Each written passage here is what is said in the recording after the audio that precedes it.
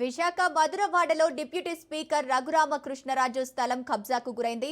రఘురామ సంతకం ఫోర్జరీ చేసి నకిలీ పత్రాలు తయారు చేశారు దుండగులు.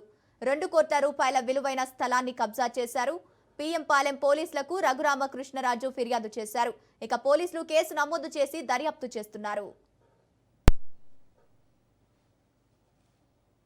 1989లో 7 నెలల్లో మన president deputy speaker sir Raghuramakrishnaraju sir Maruti Nagar layout లో ఒక సైట్ ఒకటి కొనడం జరిగిందండి. అదే సంవత్సరం 12వ నెలలో ఇంకొక డాక్యుమెంట్ ఆ సైటే వేరే వాళ్ళకి సార్ ప్లేస్ లో ఎవరు ఇంపర్సనేట్ చేసుకొని రిజిస్ట్రేషన్ చేయడం జరిగింది. ఆ తర్వాత ఆ డాక్యుమెంట్ 91లో దొంతులూరు సత్యనారాయణమ్మ అనే ఒక డాక్యుమెంట్ అయింది. ఆ తర్వాత గణపతిరాజు సాయి భాస్కర్ అని మళ్ళీ 2001లో ఇంకొక డాక్యుమెంట్ అయింది. ఎవరైతే ఇప్పుడు రీసెంట్ గా ఉన్న వాళ్ళు ల్యాండ్ సైట్ క్లీన్ చేయడానికి వెళ్ళారు. వెళ్ళినప్పుడు పక్క సైట్ వాళ్ళు సార్కి చెప్తే ఈ సైట్ మాది కదా అని వాళ్ళు అబ్జర్వ్ చేయడం జరిగింది. అబ్జర్వ్ చేసిన తర్వాత మాకు రిపోర్ట్ ఇచ్చారు.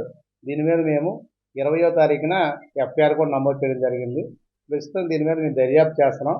89లో సార్ ప్లేస్లో ఎవరైతే రఘురామకృష్ణరాజు లాగా ఆయన వెళ్ళి సబ్ రిజిస్టర్లో రిజిస్ట్రేషన్ చేశారనేది మేము వెరిఫై చేస్తున్నాం. అప్పుడున్న పరిస్థితులు బట్టి ఎవరైతే అమ్ముతారో వాళ్ళ డీటెయిల్సే ఉంటాయి. అందులో కొనుక్కున్న వాళ్ళవి ఏమీ లేవు.